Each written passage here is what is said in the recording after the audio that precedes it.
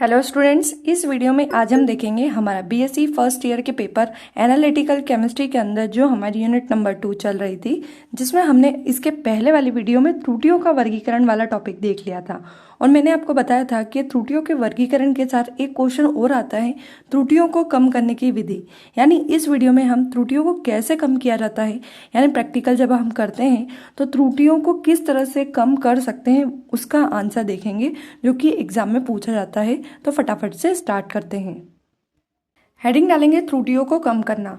परिमित त्रुटियों को हम कभी कभी निम्न विधियों का उपयोग कर काफ़ी हद तक कम कर सकते हैं। जितने भी हमारी परिमित त्रुटियां होती हैं उनको इन विधियों का उपयोग करके हम काफ़ी हद तक उनकी वैल्यू को कम कर सकते हैं। तो फर्स्ट हेडिंग डालेंगे उपकरणों के अंश शोधन या संशोधन से। लिखा है सभी उपकरण जैसे बाट, फ्लास्क, ब्यूरेट, पिपेट आदि का अंश शोधन यानी कैलिब्रेट कर लेना चाहिए तथा मूल मापों को संशोधित कर लेना चाहिए। देखो, एक प्रैक्टिकल होता है कैलिब्रेशन का। जब आप अपने प्रैक्टिकल देखेंगे तो उसमें भी आपको कैलिब्रेशन करना सिखाया जाता है। यानी एक प्रैक्टिकल होता है अंश शोधन कैलिब्रेशन का, जिससे हम फ्लास्क, ब्यूरेट, पिपेट सभी को अंश शोधन करते हैं, जिससे हमारी एरर काफ़ी हद तक कम हो जाती है। तो बस यही लिखा है कि इस तरह से हम संशोधन करके अपने उपकरणों का अंश शोधन संशोधन करके एरर को काफ़ी हद तक पहली विधि से कम कर सकते हैं। दूसरा लिखा ब्लैंक आकलन करके। इसके लिए एक अलग से आकलन किया जाता है जिसमें सैंपल को छोड़ दिया जाता है तथा प्रयोग को ठीक उन्हीं परिस्थितियों में किया जाता है जिनमें कि सैंपल का विश्लेषण किया जाना है। ऐसा करने का उद्देश्य यह ज्ञात करना होता है कि प्रतिकारकों के द्वारा लाई गई अशुद्धियों का परिणाम पर क्या प्रभाव पड़ता है। देखो, ब्लैंक आकलन का मतलब होता है जो प्रैक्टिकल हम करने वाले हैं उसको पहले रफली करो मतलब जो प्रैक्टिकल हम किसी सॉल्यूशन से करने वाले हैं, ये हमारे पास कोई सॉल्यूशन है जिसका प्रैक्टिकल हमको करना है, इसकी जगह पर इस पूरे प्रैक्टिकल को हम पानी से करते हैं और इसका रिजल्ट देखते हैं। जो पानी वाला रिजल्ट होगा उसके अंदर देखेंगे कि क्या क्या अशुद्धियाँ हो रही है, क्यों एरर आ रही है, क्या त्रुटियाँ आ रही है। उसके बाद जब हम इससे करेंगे तो हमारी गलतियाँ कम निकलेगी। तो इसको बोलते हैं ब्लैंक आकलन करना। ब्लैंक आकलन मतलब जो हमारी मेन चीज़ है उसको हम बाद में करेंगे, उसकी जगह पर किसी और सैंपल को लेकर प्रैक्टिकल किया जाता है। तो इसको बोलते हैं ब्लैंक आकलन करना। अगली मेथड है अलग अलग विश्लेषण की विधि का उपयोग करके। कुछ परिस्थितियों में हम प्राप्त परिणामों की यथार्थता को बिल्कुल ही अलग विधि द्वारा विश्लेषण करके भी निश्चित कर सकते हैं। यानी कुछ प्रैक्टिकल को हम यथार्थता अगर हमको निकालनी है तो उसको हम अलग अलग विधि से करेंगे। मान लिया कोई प्रैक्टिकल ऐसा है जो 2-3 विधियों से किया जा सकता है, तो पहली विधि से आंसर निकालो, फिर दूसरी विधि से निकालो, फिर तीसरी विधि से निकालो, फिर चेक किया जाता है कि कौन से आंसर सेम है, उस आंसर को हम सही मान लेते हैं, है ना। तो अलग अलग विधियों का विश्लेषण करके भी हम हमारी यथार्थता की जांच कर सकते हैं।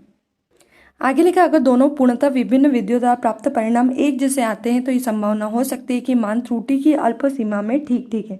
मान लिया कि 2 प्रैक्टिकल है, दोनों का आंसर सेम आया, इसका आंसर भी 10 आया, इसका आंसर भी 10 आया।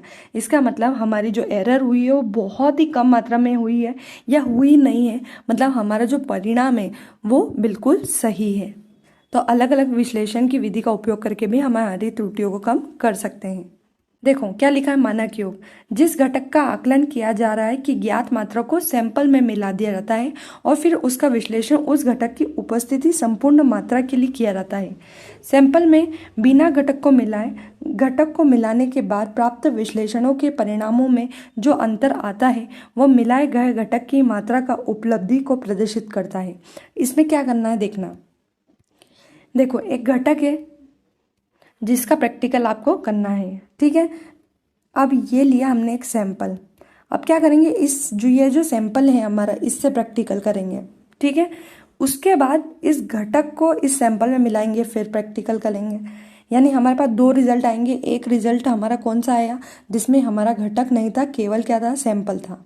दूसरा रिजल्ट आया जिसमें हमने घटक को मिला दिया है, उसके बाद प्रैक्टिकल किया, यह आया हमारा दूसरा रिजल्ट। इसके बाद क्या करेंगे, अब कुछ नहीं करना है, जो 2 रिजल्ट आए इसका अंतर निकालो, माइनस कर दो, ठीक है। तो आप सेकंड में से फर्स्ट को माइनस करोगे तो आपका केवल क्या बचेगा, ओनली घटक कितना था आपका प्रैक्टिकल में, ये आपका मानक योग से आंसर आ जाएगा। तो यही लिखा है, प्राप्त विश्लेषणों के परिणामों में जो भी अंतर आता है वह मिलाए गए घटक की मात्रा को उपलब्ध कराता है।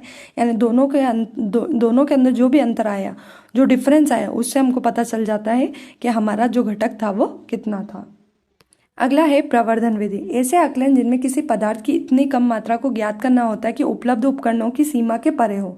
ऐसी परिस्थिति में अगर पदार्थ की बहुत कम मात्रा को क्रिया कराई जाए ताकि उसका अणु उत्पन्न कर सके, जो कि उपलब्ध विधि के द्वारा ज्ञात करने की योग्य सीमा में आ जाता है।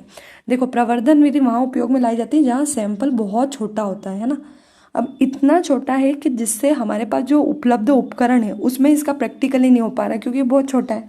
तो हम क्या करेंगे, इसके अंदर कुछ रिएक्शन कराएंगे। जैसे इसके अंदर रिएक्शन कराएंगे, इसके अणु क्या हो जाएंगे, बड़े हो जाएंगे, और उसके बाद जब हम इसका प्रैक्टिकल करेंगे तो हमारा आंसर आसानी से निकल जाएगा। ठीक है, तो इसी को बोलते हैं प्रवर्धन विधि के ऐसे घटक जो कि बहुत छोटे होते हैं, बहुत बारीक होते हैं, जिनका परिणाम उपलब्ध उपकरणों से नहीं निकल पा रहा है, तो कुछ अभिक्रिया कराकर इनके अणु को बड़ा करते हैं, फिर प्रैक्टिकल करते हैं, तो उससे हमारा आंसर आ जाता है। तो इस तरह से इन विधियों का उपयोग करके हम त्रुटियों को कम कर सकते हैं। तो ये था हमारा इंपॉर्टेंट टॉपिक, त्रुटियों को कम करने की विधि। आई होप आप लोगों को ये टॉपिक क्लियर हो गया होगा। इसी तरह से मैं आप लोगों के लिए आगे भी वीडियोस लाती रहूँगी। तो अगर आपको वीडियो पसंद आ रहे हो तो लाइक करें, सब्सक्राइब करें, शेयर करना बिल्कुल भी ना भूलें, ताकि आने वाले इंपॉर्टेंट टॉपिक की वीडियो आप तक समय पर पहुँच सके। Thank you.